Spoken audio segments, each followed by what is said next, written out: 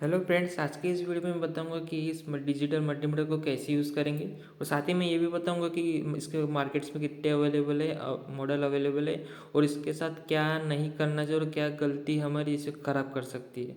तो सबसे पहले हम इसे अनपैक करके इसके जो लीड्स है, प्रोब्स है, इसे हम लगा लेंगे रेड एंड वीसीसी और साथ ही में इससे हम वोल्टेज, करंट और रेजिस्टेंस मेज़र करेंगे। तो सबसे पहले हमें ऑप्शन मिलता है डीसी वोल्टेज का। तो डीसी वोल्टेज में सबसे पहले मैं यूज़ करूँगा इस measurement voltage of this battery. So इस बैटरी का जो मुझे 9 दिखाई दे रहा है, 9-10 अप्रॉक्सीमेटली। सो मुझे और एक्यूरेट रिजल्ट चाहिए। तो जैसा इस पर 9 लिखा है तो मैं इसे 20 पे रेंज पे लेके जाऊँगा और जनरली हम 20 पर ही सिलेक्ट करते हैं। तो जैसे कि अभी -9 दिखा रहा है तो अभी मैं रिवर्स कर दूंगा वायर्स को, तो यहाँ पे सिंपल 9.6 दिखा है। तो इसी तरह हम हायर पोटेंशियल भी मेज़र कर सकते हैं, जैसे कि 19 वोल्ट अभी भी दो बैटरी का मेज़र किया। और ये जो मेरा डीसी जैक है जो एडेप्टर से आता है, इसे यहाँ पे भी मुझे 11.50 वोल्ट मिला। तो इसे मैं डेसिमल शिफ्ट भी कर सकता हूँ कि मुझे एक्यूरेसी चाहिए या नहीं। उसके बाद हम आएंगे मिली वोल्ट सेक्शन में। सो मिली वोल्ट सेक्शन जो है 1 वोल्ट की नीचे का होता है। तो फॉर एग्जांपल हम हमारी बॉडी से भी मिली वोल्ट गेन कर सकते हैं। तो हमें एक एक का टर्मिनल को बॉडी को लगाना है और दूसरे टर्मिनल को पेंसिल की लीड को, क्योंकि एक तरह का इलेक्ट्रोड हो जाता है। उसी तरह मैं रिवर्स करूँगा अभी, तो इसका साइन चेंज हो जाएगा जो हमारा मैं पहले बताया था। तो यहाँ पे +2 to 25 मिली वोल्ट हो गया है। तो मिली वोल्ट जनरली बहुत सेंसिटिव एरियाज में हमें देखने को मिलता है। तो अभी हम सिलेक्ट करते हैं एसी वोल्टेज को। सो एसी वोल्टेज जो है, हम इसमें कोई पोलैरिटी नहीं होती, तो हम किसी भी लीड से कर सकते हैं। जैसे कि अभी मैं करके दिखा रहा हूँ कि इसमें कोई नेगेटिव साइन नहीं आया मुझे। सो नेक्स्ट होता है हमारा करंट पैरामीटर। तो करंट पैरामीटर इलेक्ट्रिकल पैरामीटर है जो कि बहुत इंपॉर्टेंट है मेजरमेंट के हिसाब से, और इसका हमें एग्जैक्ट नॉलेज होना चाहिए। तो सबसे पहले हमें ऑप्शन मिलता है करंट मेजरमेंट। करंट का भी सीरीज में मेज़र करेंगे हम, तो उसके लिए हम लोड के बीच में हम अपना एमीटर लगाएंगे मल्टीमीटर का। सो अभी मैं 20 के रेंज पे सिलेक्ट किया, यहाँ पे 0.6 सेट आया है। इसमें भी साइन आता है माइनस का, क्योंकि मैंने प्रोब थोड़ा उल्टे लगाए है। तो इसका मतलब है कि 0.6 यानी ये माइक्रो एम्पियर में है, मतलब 1 एम्पियर, 1 मिली एम्पियर से भी बहुत कम है। तो ये 680 माइक्रो एम्पियर है। सो अभी हम थोड़ा लोड बढ़ाएंगे और देखेंगे, जैसे कि वाइट एलईडी लगाया मैंने 3.3 मोबाइल बैटरी से। सो इसका जो करंट कंजप्शन है 5.2। इट मीन्स अगर मैं इसे 20 पे रखूँ तो यहाँ पे ओवरलोड दिखा रहा है, जैसा कि -1 यानी ओवरलोड। सो ये मिली एम्पियर बहुत कम होता है। तो हमें हाई लेवल पे अभी 10 एम्पियर मेज़र करेंगे। सो अभी नेक्स्ट है हमारा 10 एम्पियर। तो जनरली गलती हम यहीं पे करते हैं और यहीं से हमारा मल्टीमीटर ख़राब हो सकता है। तो हेवी लोड है, क्योंकि 1 एम्पियर बहुत ज़्यादा होता है, उसका जजमेंट होना चाहिए हमें कि बहुत ज़्यादा होता है। तो उसके लिए एक मैकेनिकल स्ट्रक्चर है इसमें कि आपको प्रोब निकाल के दूसरे फर्स्ट टेस्ट में लगाना है, और लिखा भी है इस पर 10 एम्पियर। तो 10 एम्पियर जहाँ लगा है वहाँ पे ही आपको ये प्रोब लगाना है और वहीं पर ही आपको हेवी करंट मेज़र करना है। और हेवी करंट का रेंज हमें 1 एम्पियर से 10 एम्पियर तक मिल जाता है इस कनेक्शन में। हमारे पास जो बल्ब है उसको हम सीरीज में लगाएंगे मल्टीमीटर के। सबसे पहले मैं डायरेक्ट लगा के दिखा है, यहाँ पे बल्ब ग्लो किया और ये काफ़ी हाई वाट का बल्ब है ये।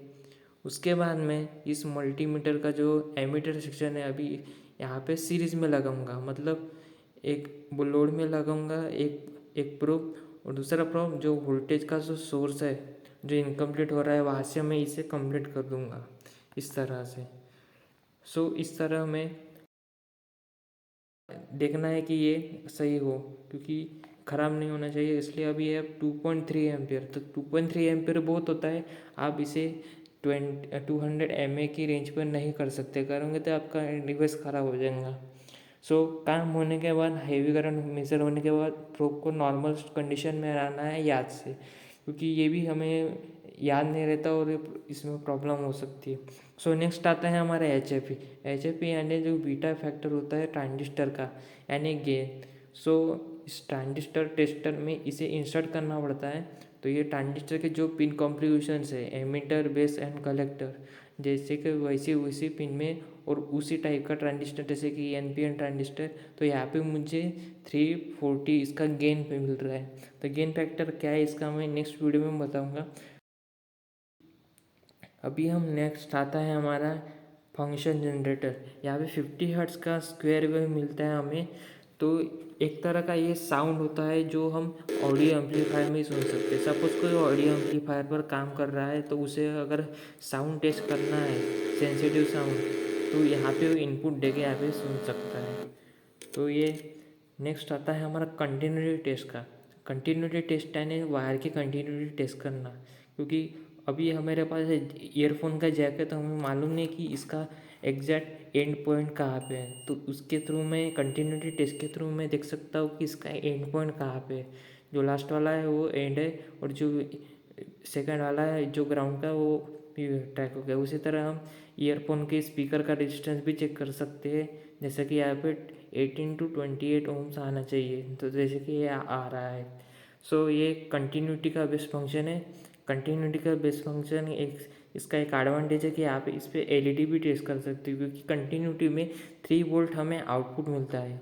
उसके साथ उसके बाद आता है हमारा रेजिस्टेंस मोड। यहाँ पे हम रजिस्टर चेक करते हैं, जैसे कि यहाँ पे इंडिकेटर कर रहा है 1.3। उसके बाद आता है हमारा,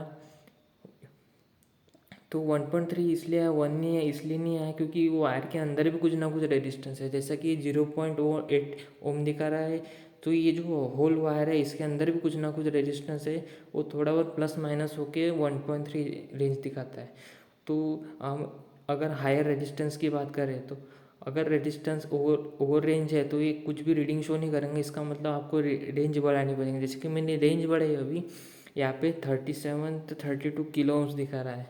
उसके साथ साथ अभी मैं यहाँ पे 10K का है मेरे पास, तो अभी मैं अगर दोनों को टच करूँगा तो इसका मतलब यहाँ पे कुछ एरर रीडिंग दिखा रहा है, क्योंकि ह्यूमन हैंड्स में भी थोड़ा रेजिस्टेंस होता है। तो हमें बिना दोनों हाथों को टच किए उसे रेजिस्टेंस को मेज़र करना है।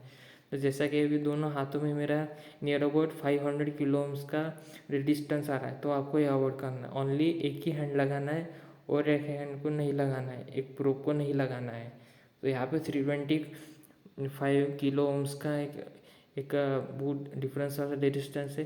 साथ ही में अभी मैं बताऊंगा कौन सा आपको लेना चाहिए कौन सा नहीं। तो मैं रिकमेंड करता हूँ कि यूनिटी का लें, क्योंकि यूनिटी के मल्टीमीटर में आपको ट्रांजिस्टर टेस्टर अनेबल मिलता है, मतलब सोल्डर करके ओरिजिनली मिलता है। और मैं 440 मिनट में जो वीडियो बताया था उसमें मैंने यूनिटी का यूज़ किया था, जैसे कि इसमें सपोर्टेड नहीं है, जबकि ये मैंने न्यू परचेस खरीदा है। सो इसमें PCB क्वालिटी भी थोड़ा अच्छा है। फ्यूज और PCB जो कंपैरिजन है वो इस न्यू मल्टीमीटर से अच्छा, इस यूनिटी में अच्छा है। उसके साथ ये जो प्रोब्स होती है जो हमें मिलती है, इसमें उतना कुछ ये नहीं रहता है और इसमें कुछ रेजिस्टेंस भी होता है और लोकल होती है। तो इसका वीडियो मैंने डिस्क्रिप्शन में दे दिया है, उस वीडियो को देख लीजिए। और उसमें एक अच्छी क्वालिटी की 1² mm की प्रोब आप घर पर ही बना, इसी तरह की आप घर में बना सकते हो, क्योंकि जो हमें मिलती है मल्टीमीटर के साथ में उसमें ज़्यादा क्वालिटी नहीं होती, मतलब वहाँ पे करंट बढ़ने पर हीटअप होती है और पावर लॉस होता है उसमें, तो इससे एरर रीडिंग बढ़ती है। सो जो मिस्टेक्स है वो मल्टीमीटर में हो सकती है वो है कि आपको मोड सिलेक्ट नहीं करना है जब आपकी टेस्टिंग शुरू हो, और दूसरी बात जो करंट का जो प्रोब है उसे ध्यान में रखते हुए करना है। और तीसरा जो है कि कंटिन्यूटी में कभी इनपुट वोल्टेज टेस्ट नहीं करना है, क्योंकि यहाँ से 3 वोल्ट आउटपुट होता है। तो इस वीडियो के डिस्क्रिप्शन में मैंने मल्टीमीटर रिपेयरिंग का और मल्टीमीटर से रिलेटेड का प्लेलिस्ट दिया है, उसे आप देख सकते हैं।